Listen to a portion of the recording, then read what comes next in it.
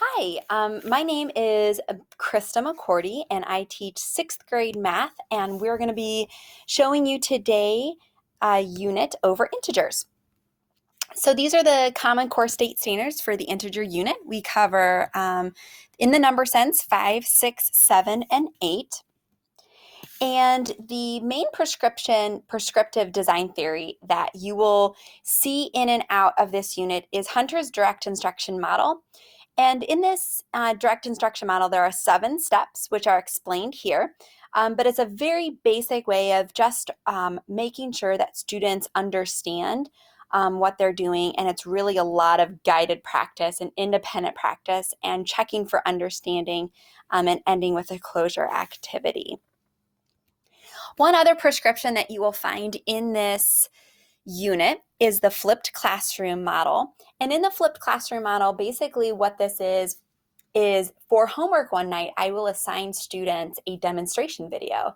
And oftentimes along with that demonstration video, they will also have a handout to fill out, which is guided notes that they will use as they watch the demonstration video. And in theory, if they watch that video the night before, when they come into class, we'll really be able to spend most of the class time delving into the hierarchy of the concept.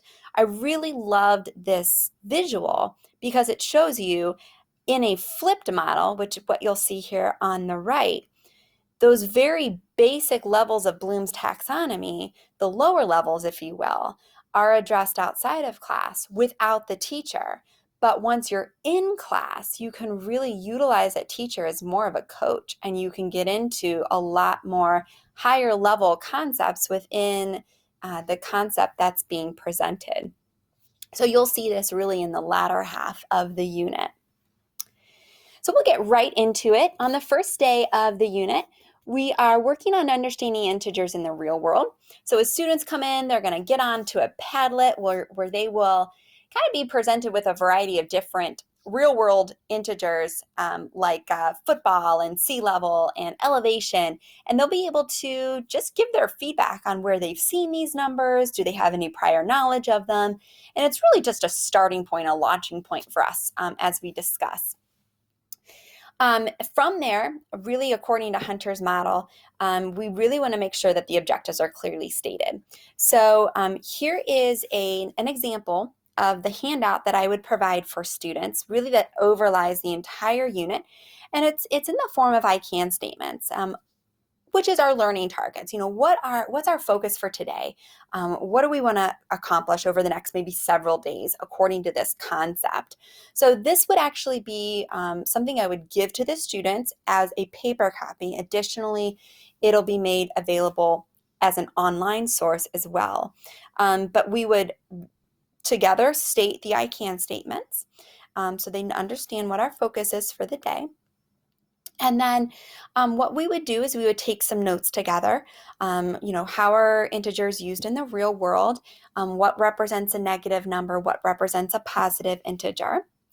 From there, I would probably release a Google Slides to the students where they would just be presented with a variety of real world examples. And this is very much like Hunter's model, where you want to give that guided practice and you want students to give them a lot of opportunities to practice this concept. And we would end with a Go Formative. Now I'm going to go ahead and highlight what this looks like right now because I use Go Formative a lot in this unit.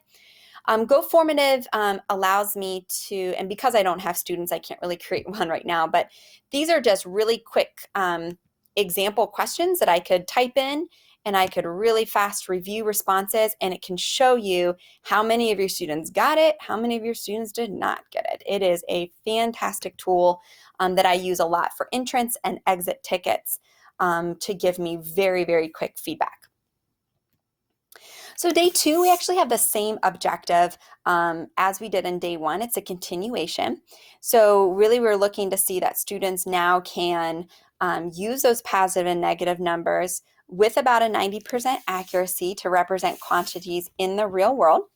So based on that entrance ticket data, the exit ticket data from yesterday's class, I might pull some students to work in a small group with me just to reinforce concepts. I might also have some students, probably the majority of the students, will be working on a collaborative Google Doc where they are again presented with many real-world situations with integers and asked to represent them as an integer, and how do they know that? So they're receiving a lot of feedback from their peers. And as a closure activity, I would have them get on our kid blog. So this is really going to be an ongoing thing throughout our unit. So I'll go ahead and click there so you can see what this looks like.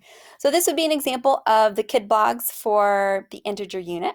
And I'll go down to the bottom here. This would be the first one they would post in, integers in the real world. And I'm not going to read through this, but essentially I'm giving them a scenario and asking them to describe using integers and how they determine the integers, what that situation would be. We're making sure we're bringing in 0 as context and both positive and negative integers. All right, so that is really day 1 and 2 of describing integers.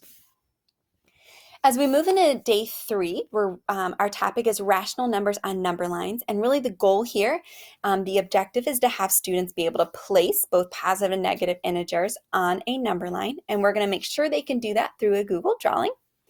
As they enter in class that day, they will be presented with a number line on the board, but this is just a picture I found online. But it's very similar to the activity that I would use, where as students walk in, I would hand them a Post-it note and say, hey, go stick this to where you think it belongs on the number line. So hopefully it gets them up and moving and maybe talking with their peers about, hey, what is this? I wonder where this goes. Really, that's the whole point of just getting them a little excited. We would then, according to Hunter's model, go through the objectives once again so that they're clear over today what they're expected to know.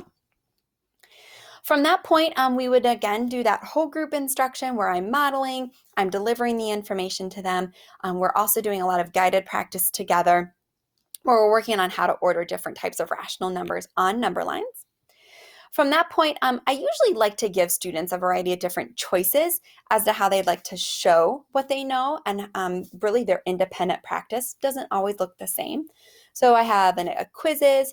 I might pull some kids that I know need some extra practice alongside with me. And another way would be through a Flipgrid where students actually videotape themselves explaining how to order rational numbers. So I would, again, give them a scenario for that. But that would be another example. And as a closure activity, we would really try to meet that objective by dragging and dropping on a Google drawing.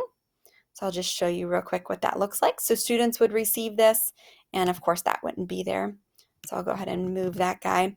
But this is a very basic drag and drop where they would take these and place them to where they think that they would belong. So this is a way for them to show me what they know, and they would turn that in through Google Classroom. All right, moving on to day 4, rational numbers on a coordinate plane.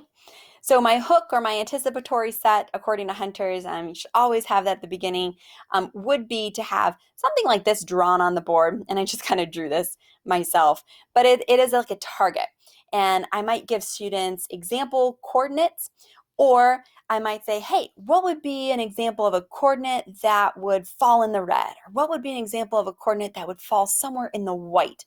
And again, just that back and forth, having students either share out what color their coordinate is on or answer my questions directly. According to Hunter's model, we would of course go over the objectives for the day. Always important to keep kids grounded. And then we would do our whole group demonstration, probably a guided practice worksheet of some sort to get kids graphing. And then for our closure activity, we would do a Desmos where they would love this Desmos activity, where they would do something similar to our hook, our anticipatory set, where they would get to, again, practice creating coordinate points that would suffice whatever they're wanting you to do. So they want the point inside this bullseye here, so the kids would get to type and play along with what they think that it would be. And as you see, I got it wrong, but you can even put rational numbers in here, which I really, really like. So that would be their Desmos activity. And then here starts our flipped classroom model. So for homework, students would watch a demonstration video through their digital OMG. And I'll just go ahead and show you this. This is that online resource that they have.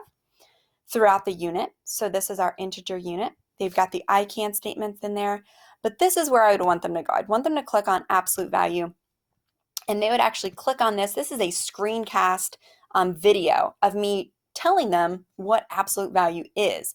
So they would watch that for homework, and we would actually probably go over the objectives at the end of class. Hey, why are we learning absolute value? Why is this important? And from that point on, in the next day, hopefully they have watched, and day 5, now we're getting into absolute value. To start class this time, I'd probably start with an entrance ticket. Hey, let's see what you are able to recall and remember from the video from last night. And since Go Formative is so fast and it allows me that opportunity to get that feedback, I will be able to then say, okay, I need to see these group of kids because, maybe they didn't get it as well. I might have some students working on a Google drawing over absolute value where they have to order them on a number line. And then maybe some kids need to actually see it through a simulation. So this would be, we have a subscription to Gizmos, which is a math and science simulator. And just to show you what this one looks like, it's pretty cool. Oh, okay, I guess I got knocked out. But that gizmo just essentially allows you to choose different numbers on a number line, and it gives you the absolute value, the opposites, a lot of cool things with that. As a closure activity, they would go to their kid blog, which at this point now is becoming quite familiar. And this would be an example of the task that they would be asked to do. Ordering numbers, you got some absolute values in there, you've got rational numbers, so they would have to describe for me how they did that. And then there again is our flipped classroom model.